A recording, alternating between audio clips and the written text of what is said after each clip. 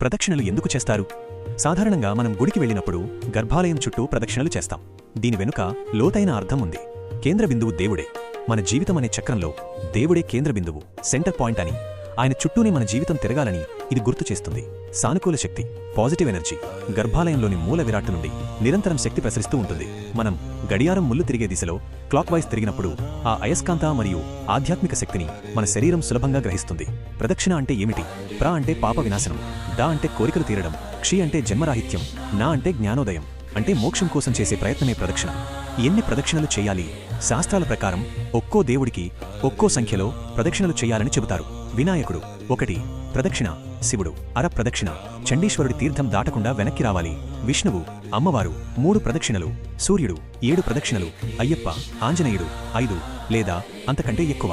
ముఖ్యమైన సూచన: ప్రదక్షిణలు చేసేటప్పుడు నిదానంగా దేవుడి నామాన్ని స్మరిస్తూ చేయాలి. పరిగెత్తుకుంటూ చేయటం వల్ల ఆ సానుకూల శక్తిని మనం సరిగ్గా అందుకోలేము.